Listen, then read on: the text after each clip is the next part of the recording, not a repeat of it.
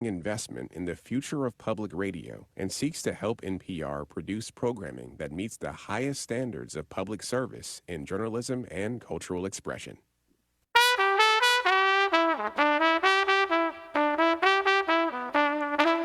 This is Charlotte Talks. I'm Mike Collins. I don't know about you, but there came a moment for me when the phone rang, and 9 times out of 10, it was a robocall.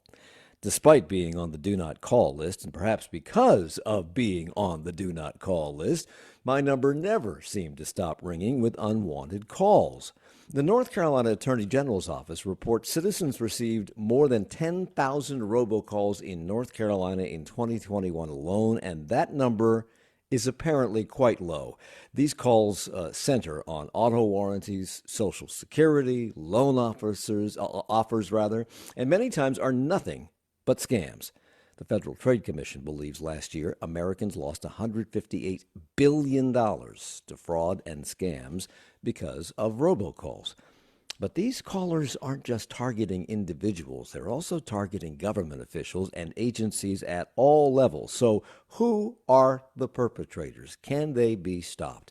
This hour, we look at how to protect yourself and at how our state is leading the charge to end these damaging nuisance calls.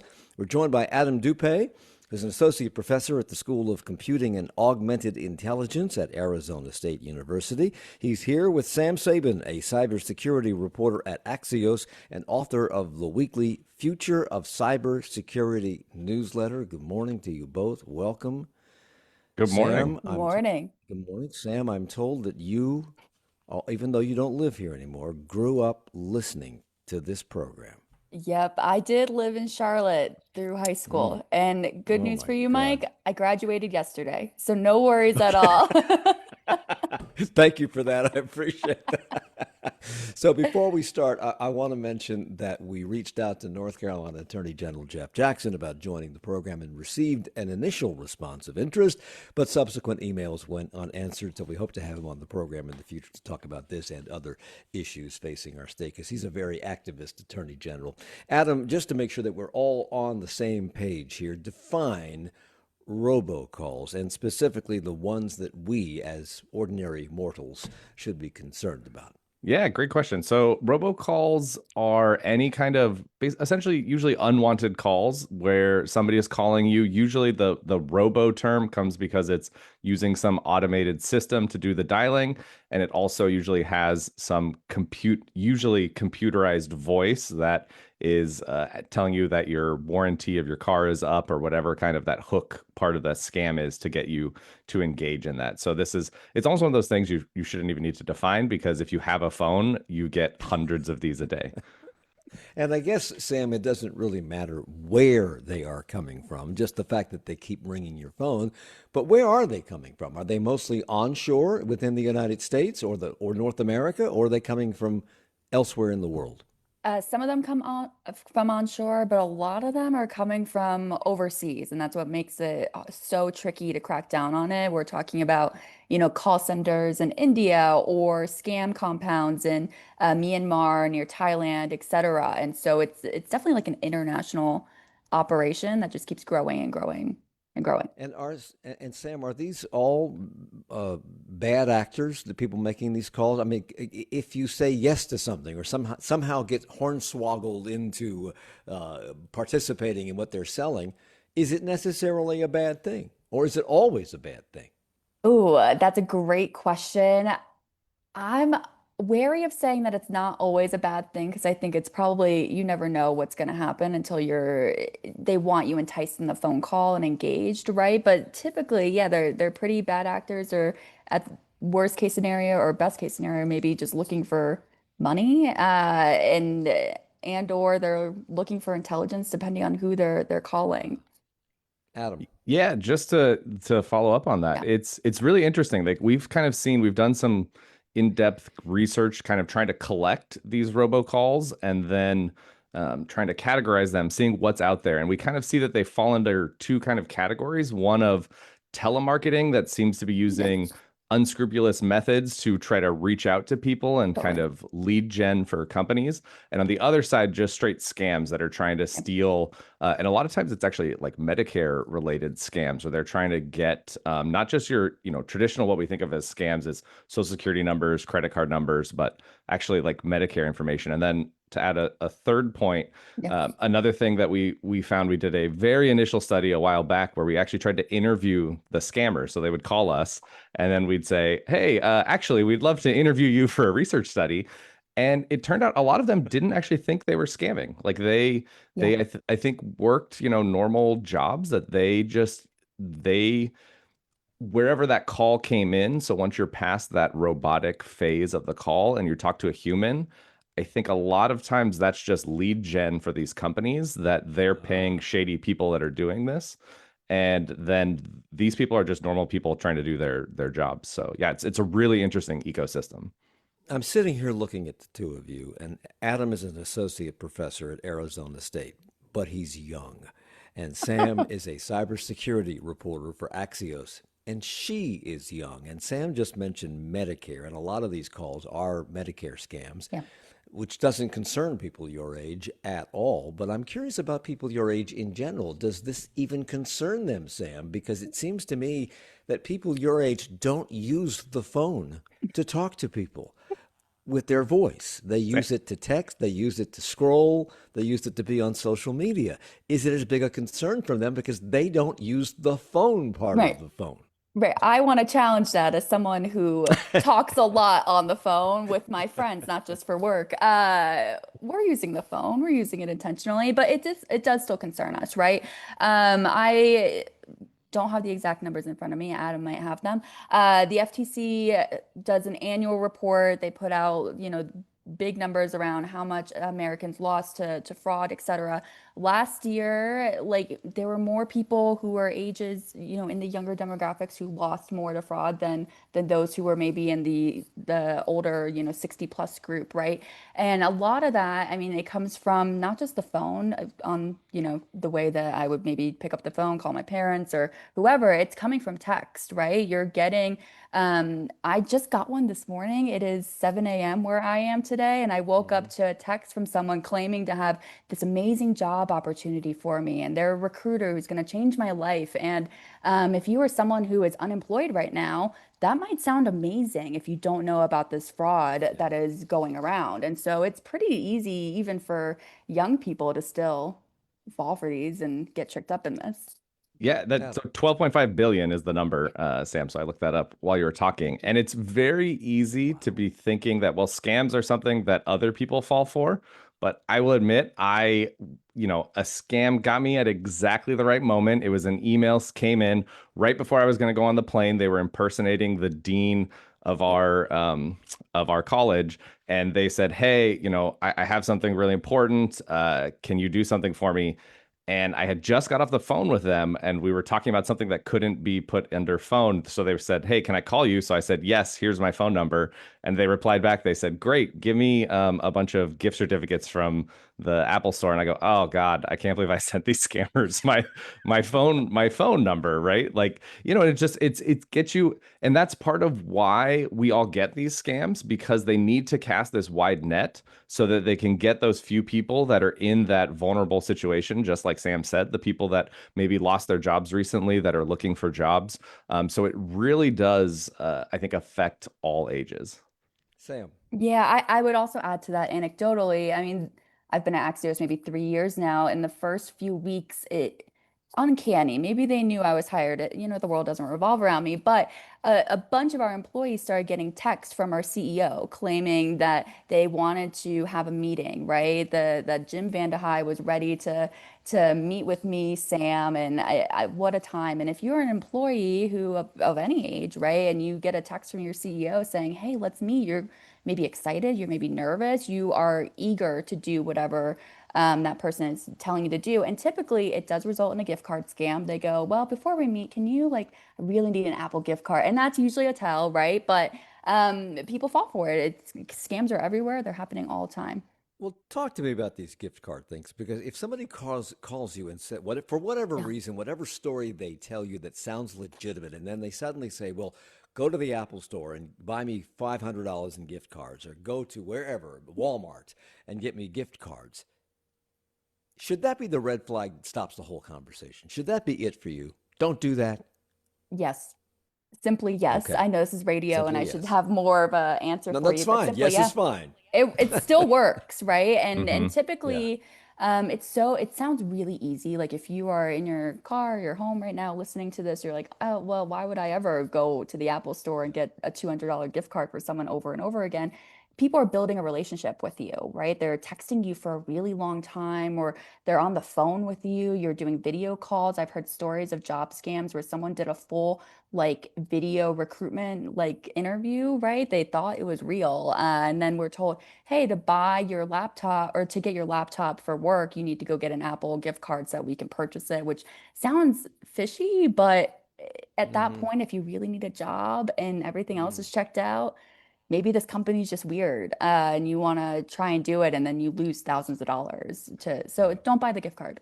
Yeah, the So, other Adam, Oh, go I ahead. was just going to say the other type of scam that's also, it doesn't involve gift cards. All the scams need to monetize. I think that is important to try to kind of break down, right?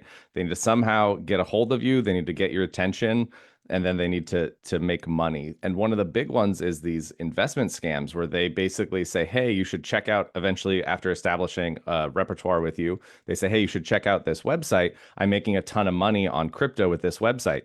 You go to the website, you invest money, you see your portfolio doubled, you put more money in, your portfolio doubles. But of course, you've now been giving your money to scammers. This website is completely fake. None of the numbers are real, and they've taken all of your money. And this is where you see the really high value $100,000, $200,000 scams. So it's 2025, Adam, and in 2019, you wrote an op-ed piece for CNN in which you said that technology was not close to being able to handle the robocall problem. That was in 2019. Are we any closer today?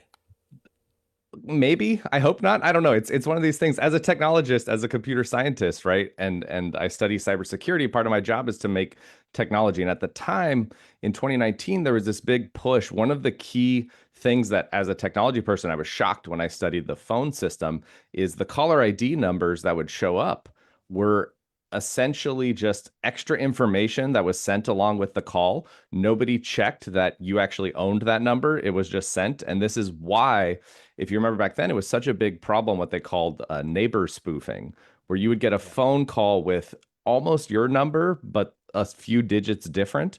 And the way that they were able to do this is because it was trivial to make phone calls changing that caller ID.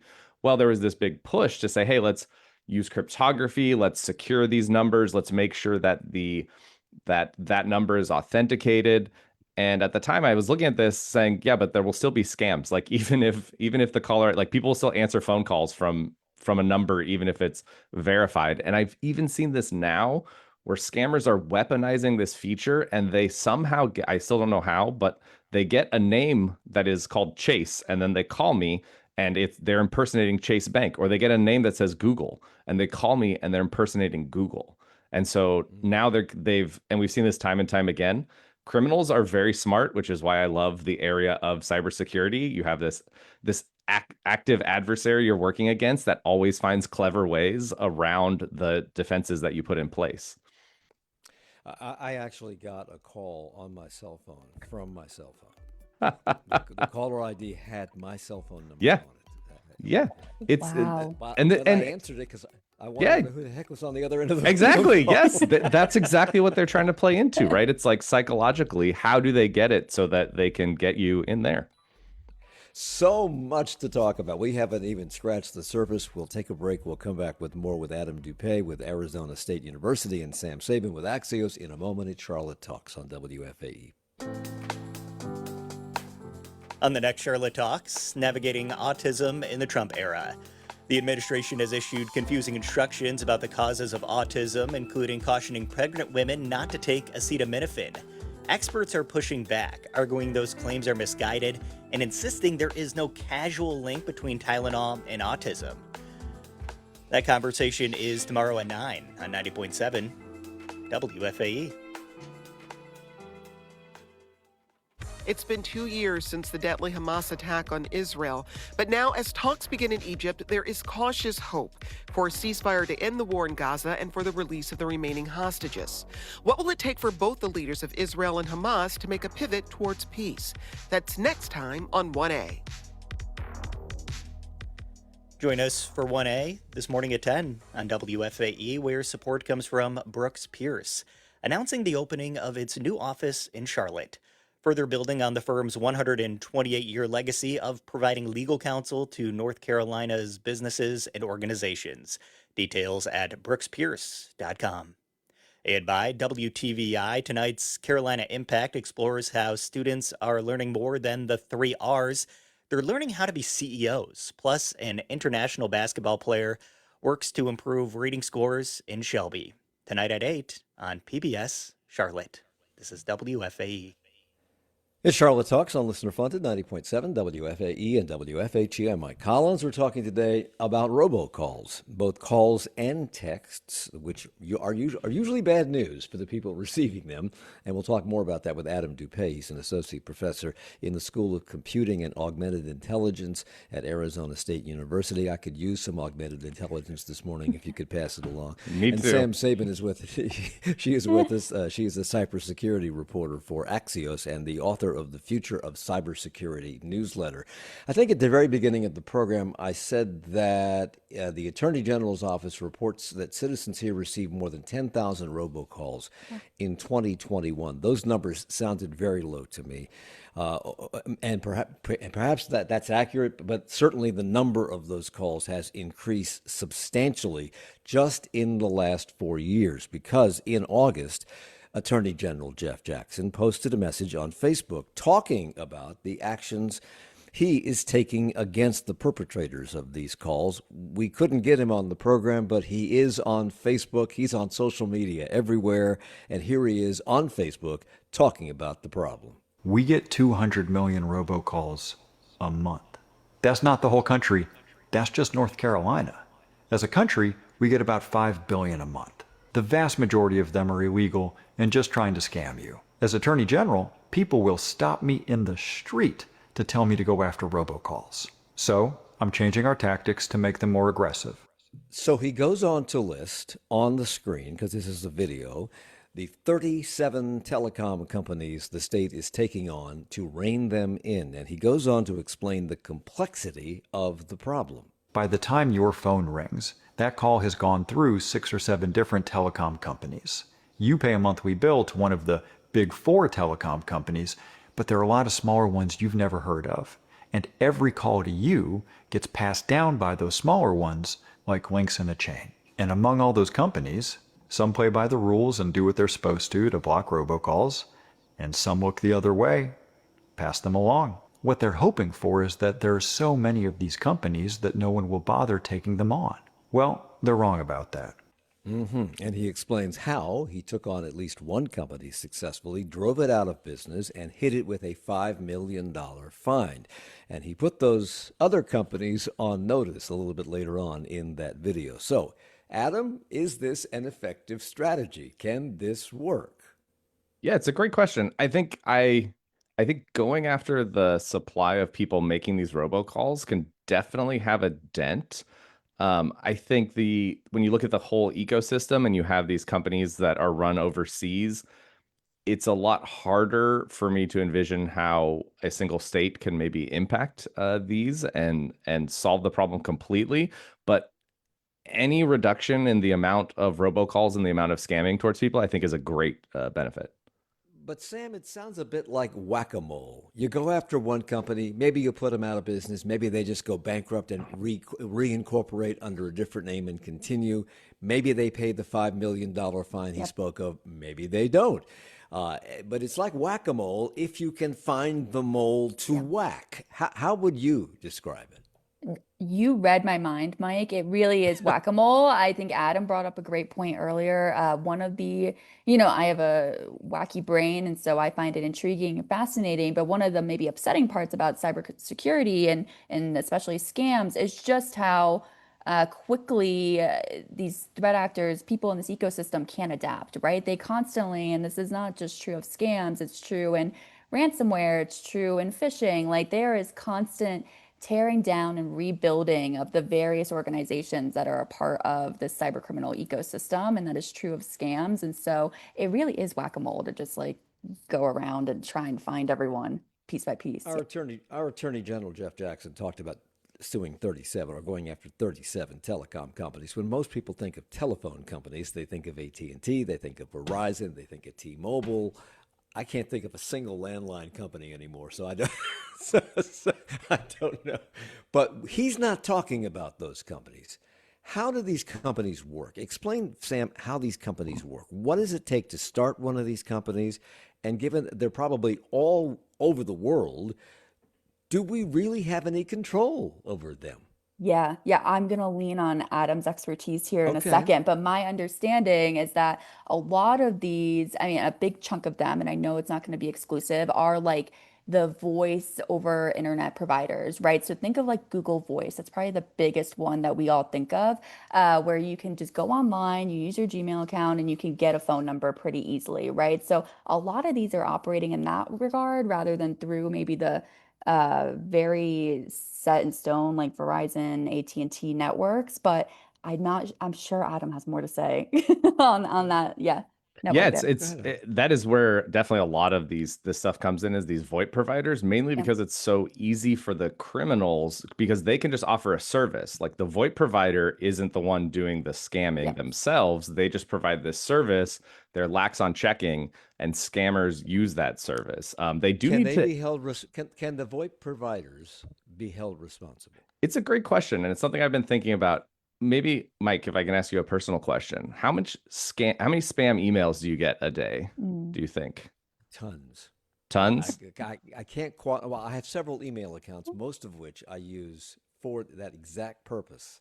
Just if I have to put my name in to sign up for an account someplace, I put it in that account that I never use.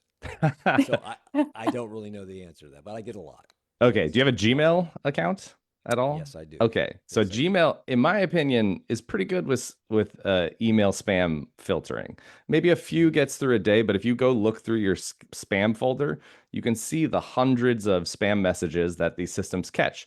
So something I've always been thinking about is why email spam when email is a newer technology, right? We're able to fight the email spam much better than robocalls, because it's kind of a similar thing, right? Somebody's trying to reach out to you and get to you. And there's a lot of differences, but actually one of the key differences that I always think about is when you get a phone call, right? Somebody had to pay to make that call. We talk about the telco companies. Somebody had to pay to make that call, and everyone along the way who took that call got paid, right? But when Gmail is getting an email, no, Gmail's not getting paid for that email. So actually, Google and Gmail and email providers have a very strong incentive to aggressively block emails and do email spams. Whereas a lot of the large telco companies we're talking about don't have a financial incentive to block these things.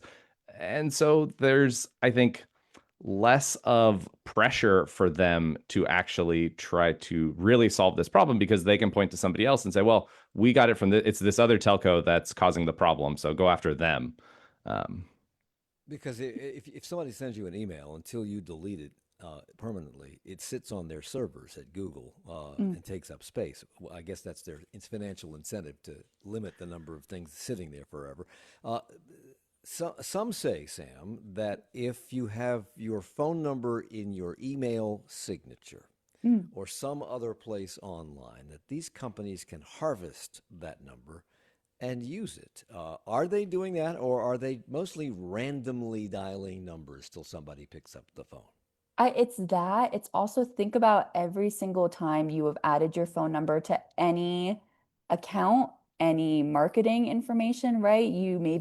Maybe you added, I did this a few weeks ago. Maybe you added it to an app so you could get a free birthday treat, right? We're doing this, and then companies are selling our data, right? They're doing it left and right through third-party data brokers. There are probably troves and troves of databases that are traded legally among various companies. And then it just ends up on the dark web. My email has been the same for years. My phone number is still a 704 number. I should maybe change it, but it's the hometown. It is super easy. It goes beyond just if you put it in your email signature and it's there to be collected by whoever. It is so beyond anything that I think people can even do operationally to keep their phone number out of harm's way. There are just so many different avenues and places that people can find this data and collect it and piece it together. One of the early solutions, and one that gave a lot of people hope, was the do not call registry. Adam, you could put your number in the registry, and theoretically, robocallers could not, should not, would not call you because they could be fined for calling somebody on the do not call list. Did that work? Or did the mere fact that you put your number on the do not call list result in them saying, okay, we're calling that person, there's the number? Well, I think, Mike, if the do not call list did work, we probably wouldn't be having this conversation today about this topic, right? So, but it's important, just like you said, to understand the reasons why, right? It started from this very good thing, and I think the do not call list does help, but for kind of a narrow slice, right? It helps from stopping receiving calls from legitimate companies that are following the rules, right? A good company will check this list and not call you for any kind of marketing, right? But what I think at the time people didn't realize is it's the unscrupulous people, either unscrupulous telemarketers that aren't following this list, or the straight out scammers who are, conducting malicious harm. They will use the fact that you're on this list as a way to know that A, there is a person there, so I should call this number, and B, nobody else is calling them, so maybe it's more likely that they'll pick up my phone call. So if you have these dialers that make multiple phone calls at the same time, just to random, whether they're random numbers or targeted numbers, the calls are going out until somebody picks up the phone, and then it routes it to a live person or to a computer that then routes it to a live person. That's expensive, it seems to me. Would it be safe to say then, Sam, that the return on investment for whatever expense you put into that is much greater than the expense? Yeah, I actually don't think it's as expensive as we all think it is, right? We have to think about also maybe the operational costs and the living costs in a lot of the countries where this is happening, right? The cost for operating something in India and Thailand and Myanmar is way lower than maybe, what we're used to here in the United States with our higher cost of living. So, and then add that to the fact that there are estimates out there are reported estimates of the 12.5 billion that people are losing every year. And it really just adds up. Like people are making bank that over the 5,000, 1,000, 20,000 people that people lose to each scam.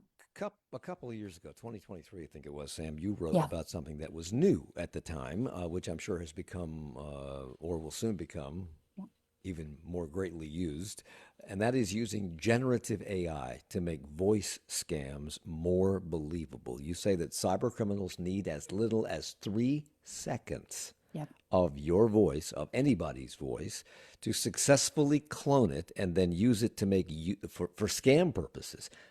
What are you talking about? Explain that to me, because my voice is out there every day. Your voice is now out there. So is Adam's. So talk to me about how this is being done. What's being done with this? Yeah, the three of us are not in a good position, even by being on this episode. I mean, we are in a good position. You're welcome, Charlotte, but happy to be here. But it's super simple, right? It's we're maybe an outlier, but if we're talking about everyday people, there's a reason why sometimes you answer the phone and there is a pause, right? You don't hear a voice and you go, hello, hello. That is enough for someone now in generative AI, using generative AI tools to maybe record that, or maybe they scrape YouTube if they really want to impersonate me. I have talked enough in public spaces, unfortunately, that they could scrape my voice, create a whole AI model of what Sam Sabin sounds like, get me to say different things, and it sounds in audio pretty scary real at this point, right? There are certain maybe tells or intricacies. Maybe you hear me talking in this model, you go, well, Sam would never say that word, but you'd have to really know me to know if like that wasn't right. And so it doesn't take a lot. And then AI So, kind of builds the model from there. so once they clone you with this Yeah. voice model, how are they using it? Yeah, not in great ways, Mike. Think about maybe the classic scam that's been happening in the last couple years. I think it's called the grandparent scam, right? And maybe I'm conflating names of scams here, but I'm thinking of the ones where you get a call from someone claiming to be your granddaughter, your grandson, and they are in a bad situation. They need money right now. And typically, what would happen before is maybe, it's an automated voice or a scary person who's like, I have your granddaughter or grandson here. They need money. Now it actually can sound like them calling you very realistically saying, Grandma, please, I need $2,000 to get out of this bad situation. And it's pulling at our heartstrings, right? And it They makes can it more respond to you. realistic. Yeah. If I read your article, I think it's your article that I Yeah. read this in, if they can respond to you in real time because there's somebody Yes. listening to the response coming from grandma Yep. and typing into the computer, and the computer spits it out in your voice. Yes. Yes, in real time. And that, we're still even early days in AI and the capabilities that we have here. So imagine that getting better and better. During the last presidential campaign, one company sent deceptive calls, Adam, to New Hampshire voters using artificial intelligence to mimic the voice of Joe Biden, falsely suggesting that if you voted in the presidential primary, you would not be allowed to vote in the general election in November. They not only caught the telecom company that was allowing this to happen, they caught the political consultant who orchestrated the calls. How effective is a scam like this? And is it likely to happen again, given the fact that they caught both the telecom company and the scammer? Yeah, that's a great question. I think to really answer that, you'd have to understand how, what was the outcome they were looking for. And one of the things that's important to remember, as we all know in these elections, is sometimes it can take only a few votes in certain counties to actually change the overall vote. So even if and maybe that's worth $5 million or however many $10 million fine to a company and organization. So you hope that these rules would deter people because you want people to play fair and you want it to be in a nice playing field. But it's a giant, big problem. Well, Jeff Jackson, our Attorney General, spoke about finding companies sending these robocalls out, finding them $1 million. And in this case of impersonating Joe Biden, the FCC proposed to fine Lingo, the telecom company, $2 million. They settled. They paid the $2 million. They proposed to fine the consultant $6 million. As a sidebar, this consultant, Steve Kramer, admitted to sending these fake Biden messages to thousands of voters and would have faced decades in prison on charges of voter suppression or impersonating a candidate. But in his defense, he said he did it to send a wake-up call about the potential dangers of AI. His defense was that the voice never identified itself as Joe Biden, and Joe Biden's name was not on the ballot. He won the primary as a write-in candidate. And because of that, the jury acquitted him on all counts. He still faces the fines, but as of June of this year, he says he will not pay the $6 million fine. And in fact, the FBI started warning people in May of a campaign of AI voices impersonating other government officials, urging people to click on links that could infect their computers. We'll talk about that and how these robocalls and texts are now targeting not just government agencies, but the people who work in them. We're coming right back. We're talking about robocalls and worse on Charlotte Talks on WFAE.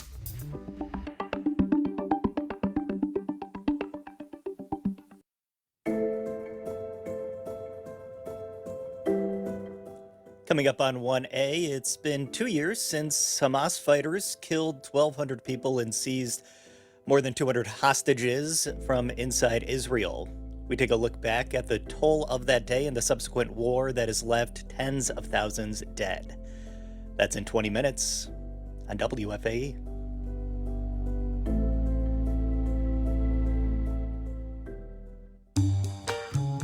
Hi, it's Steve Inskeep. And I'm Mary Louise Kelly. You may have heard that prices for used vehicles are up. That car you've been thinking about donating to this station? That car could be worth hundreds of dollars or even more in support. If you don't need it, donate it. It's easy, it's free to you, and the proceeds help us bring you the news. Learn more on the station's website. Get started today at WFAE.org/cars. Support comes from Lenore-Rhine University, ensuring access to higher education by providing full tuition coverage for eligible North and South Carolina students. More about this initiative at lr.edu/future. And by Fraser and Dieter, with a firm with offices across the Southeast. FD is proud to invest in the Queen City community, supporting individuals and businesses with their tax, audit, and advisory needs. More at FraserDieter.com. Charlotte Talks on WFAE and WFAE.org. I'm Mike Collins. We're talking about robocalls with Adam Doupé, Associate Professor in the School of Computing and Augmented Intelligence at Arizona State University, and Sam Sabin, Cybersecurity Reporter for Axios and the author of the Future of Cybersecurity newsletter. That example I just gave about the caller, the AI-generated voice of Joe Biden calling people and saying, don't vote in the primary because if you do, you cannot vote in the general election, seems ludicrous on the face of it. The fact, that Joe Biden would make that call, or Donald Trump would make that call, or anybody else in high government would make that call sounds ludicrous. The idea that voting in the primary, which specifically is set aside to choose the candidates for the general, would eliminate your ability to vote in the general is just dumb on the face of it. How effective are things? Because there are other things that are like that are going on right now. How effective are these? Do we need to? What do we need to do about that? Because that's general education. Yeah, something to really remember, and this is why email phishing and scams still work pretty well in the cyber criminal world. A lot of this is built on trust, right? We were taught that we could trust the phones that we have, that we know the phone numbers to pick up the phone. Maybe it's your school calling, maybe it's your hospital and health insurance people. We are told that the things that are coming through our phone are probably better than what's coming through our junk mail or email phishing. And there are scammers who are taking advantage of that. And we can try and educate our way out of it, but it hasn't really been working for various reasons that I think we've been laying out. Yeah. I think one of the key things when you think about, how can people protect themselves? Because we are entering this world, just like you said, Mike and Sam, that you may get a phone call from somebody in your close family, your parents, your wife, and it could be an AI bot that somebody has created by cloning their voice. So one of the key things, like we said, you have to be very careful about any time if something seems fishy, stop is one of the key things. The other thing is, if you're ever in doubt about a bank calling you, or like Sam said, the hospital or anything like that, hang up and call that number back from the number on their website or the number that you already have, right? That is one of the best ways to get to them. And the third suggestion that I have is something that I've actually implemented in my family, probably actually looking back at one of Sam's articles when this first came out a year or two ago, was a family code word. Yeah. Like, we have a code word that if somebody in the family calls you and needs money and is in trouble, they better say that code word, otherwise they're not getting anything. And I won't say what it is on air, obviously. Oh, I was going to ask you. That was my next question. Mike, I'll give you whatever you want. You're a great guy. And it isn't just individuals, just ordinary people being targeted. It's people who work for government agencies and the agencies themselves. The FCC is in charge of all this. They police all of this, allegedly. And earlier this year, employees at the FCC were targets of this. Sam, you right. They regulate telecoms. They issue rulings to force them to do the right things and make their systems more secure. They were targeted. Over a dozen FCC staff members and their families were targeted by robocallers claiming to be from the fraud prevention team at the FCC. Well, the whole FCC is a fraud prevention team. And they demanded the recipients pay $1,000 in Google gift cards to avoid jail time for a made-up crime they didn't commit. Well, if I committed the crime, it would seem to me, Sam, I would know that I had done this. And if I didn't recall committing that crime, why would I ante up $1,000 in Google gift cards? Why would I fall for that? Right. That's a flaw, right? That's a clear flaw in the scam. But it's maybe similar to when we get calls from the IRS, right? Saying, hey, you didn't pay your taxes or you messed it up and now you're being audited and you have to pay all this extra money, and that's a scam, right? It's usually the IRS is not going to call you. They're going to stick to classic mail if that's the issue. And it's probably similar with the FCC. They're playing in or to that FCC scam. They're playing into fear, you're in doubt, right? Maybe you didn't understand the rules. Maybe you did that one thing where you sent an email and it ended up being a crime. Oh my God, now I'm going to go to jail. I'm spiraling, right? And it kind of carries on from there.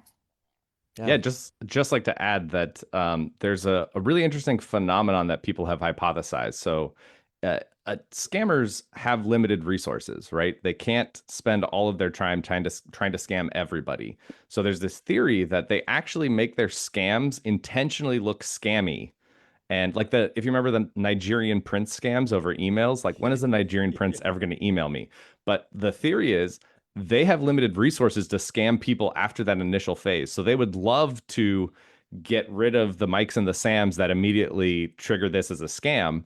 And they want to just deal with the people that's afterwards. And even if it's only 1% of the people that they call get to that next stage of their funnel, now they know they have a target rich set of people that they can scam. Well, here's something else that they do, evidently, that I read about yesterday that maybe makes you more susceptible to falling for it, Adam. And that is in the case of the FCC that Sam wrote about, they mention your name at the top of the call. Mike, Sam, Adam. And if somebody's going to call you by name, clearly they must know something about you. Maybe this is legitimate, but then they ask you to press 1 to speak to a live person or 2 to get a call back. How common is this? And if you are asked to press 1 to speak to a live person, Adam, or press 2 to get a call back, they're going to ask for your number, I would imagine. But should you do that, or should you just hang up? Great question. It gets into a lot of things. So in general, one of the other good things is just don't engage with these calls. Like they do keep track because they have limited resources, right? They keep track of numbers where people answer the phone. So if you stop answering, you're actually less likely to get calls. And then the other important thing is this targeted information happens all the time. You just triggered a story, Mike, in my mind where I got a really panicked call from my mom who she received a physical piece of mail to their house with her name on it, saying that they've hacked into the computers and that they know all the nasty stuff that they're doing and yada, yada, yada. And I was, at first I was like, whoa, this is really crazy. Because exactly like you said, Mike, it was targeted. It was to their house with their name. And I started thinking, I was like, wait a minute. I started Googling around for that address and you can see who lives at, who bought the house. And that's probably what they used. And the other defensive thing that I didn't mention earlier is if you're ever in doubt, just like you said, like Google for these things, search for these things. You look at keywords of the scam of the messages. This is why there's so much information out there that the FTC and other people like Sam put out about the latest scams that once you see like, oh no, and that's what I did. I looked at it and I said, oh no, this group is just randomly targeting people. They actually don't have anything on you. They're just trying to get you to pay some money because they think they can use exactly the fact that they know who you are and where you live as information to trick you into thinking that they've done something. It also occurs to me that perhaps, maybe I'm wrong about this, correct me if I am, that older people might be more susceptible because we grew up at a time before voicemail, before answering machines, before caller ID. So when the phone rang, you answered it because you didn't know who was on the other end. And it's, for me personally, it was a hard habit to break. If the phone rang, I was going to answer it. If I could be eating dinner, it didn't matter. The caller ID would pop up. I don't know what 513 area. I don't know nobody who lives in that area code, but by gosh, I'm going to answer it because it's the phone. Yeah. Well, what's the rule of thumb? If you don't recognize the number, don't answer it. Let it go to voicemail. And if it's important, they'll leave that voicemail. Yeah, there's that. I'd also maybe sometimes I Google the phone number to Adam's point to see if I actually maybe it's connected to a name that maybe it's connected to someone at work whose number I forgot to save or something like that. So there's a great campaign out there from Craig Newmark and some of his partners. He's the founder of Craigslist. That's called Take 9, right? It applies to any cybersecurity issue. Take 9 seconds, just pause and see okay, before I just like pick up the phone and like answer it, do I actually know this phone number? Should I Google it for 2 seconds and then call them back? Just pause and you'll be shocked at like how much like the immediate panic that we have kind of subsides. And it isn't just people calling you on the phone. We're now getting an increasing number of text Yeah. scams, which I understand have gotten harder to identify and more costly for consumers. Last year, I think I read that Americans lost $470 million on scams that began as text messages. What can you tell us about that, Sam? Oh man, it's a lot of the texts that think of all the scam phone calls that you were getting, and now they're via text, right? I have gotten ones for jobs. I've gotten ones for maybe my toll payment is overdue. I live in the Bay Area. We have many tolls, so that is possible. Or maybe, there's a I parking was going to fee. ask about, is Yeah, it possible? Because if you live in right. the Bay Area, I mean, we have toll lanes here now, Yeah, and if you use them regularly, you would have an Easy Pass. right. Easy Pass bills you, and you get the bill, or you feed the kitty and it deducts it from your bank account at Easy Pass. Yep. If you don't have Easy Pass and you use it, it reads your driver's license and it sends you a bill in the mail. So if somebody calls you and says you owe back tolls or unpaid traffic tickets, wouldn't you know? You would hope, right? Life is so chaotic. I have no idea. But this is why it's important to take pause, right? To actually think about it for a few seconds before you then click on the link that's in the text. And a lot of these scams are really trying to prey on the fact that we are all living such ridiculously busy lives. Maybe you're just trying to get your kids out the door and you're going to soccer practice and it's been a nightmare. People are having meltdowns. And then you get this phone call and you're like, oh, I'll just pick up the phone and see what happens. Or you just get an email and you see it and you're like, oh, that must be legitimate. And you click on the link. Just take a beat and maybe verify when you're in a calmer spot when possible. Yeah, 11 states, including North Carolina, have warned about these toll and Yeah. traffic ticket scams.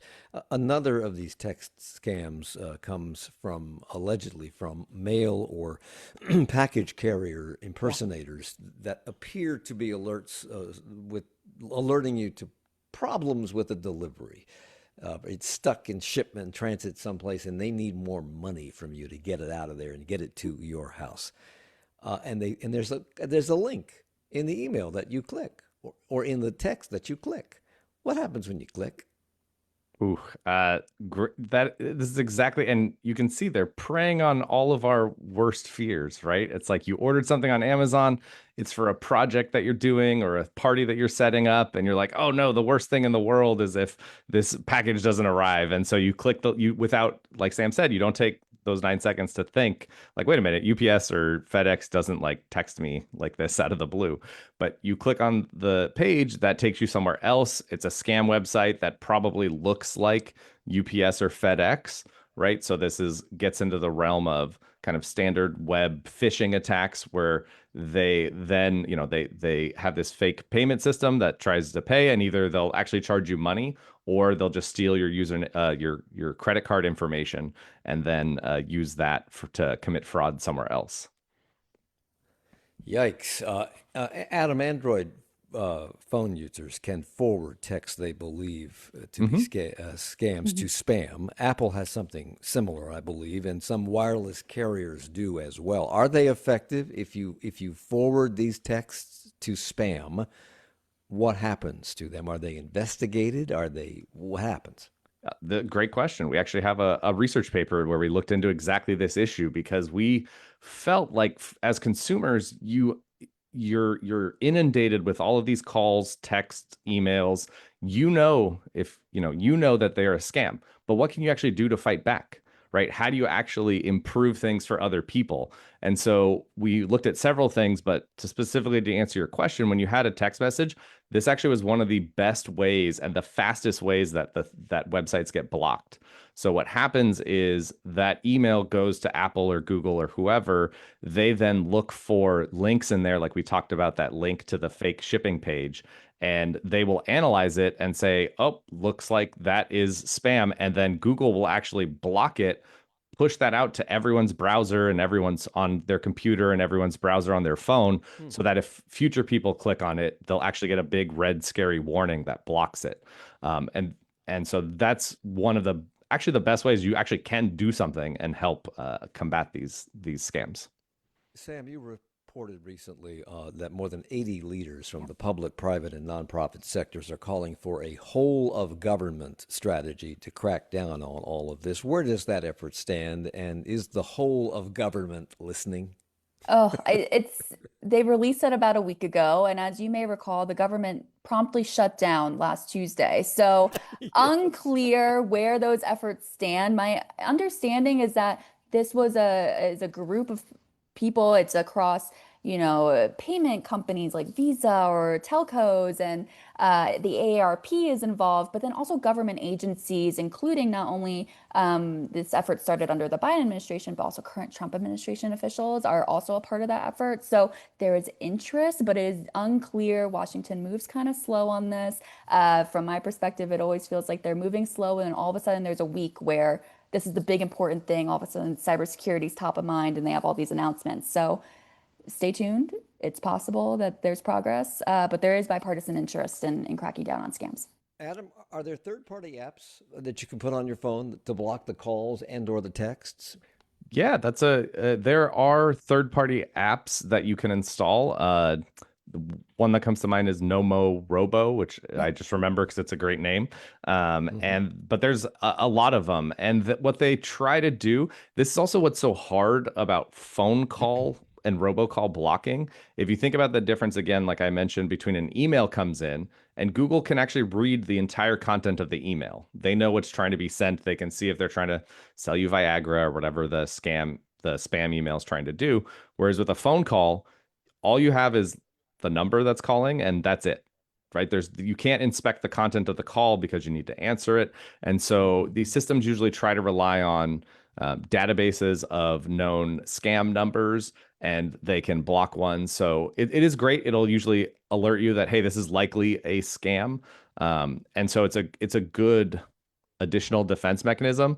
But one of the important things I'd urge people is don't think because you have this, you're 100% safe and you can answer every call that goes through.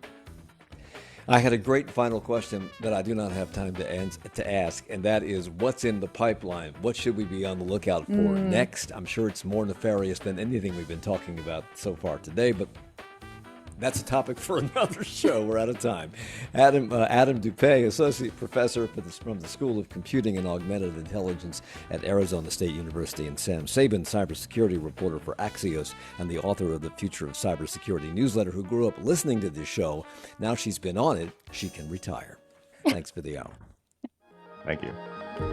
Charlotte Talks is a production of 90.7 WFAE. Support for Charlotte Talks comes from Mazda of South Charlotte.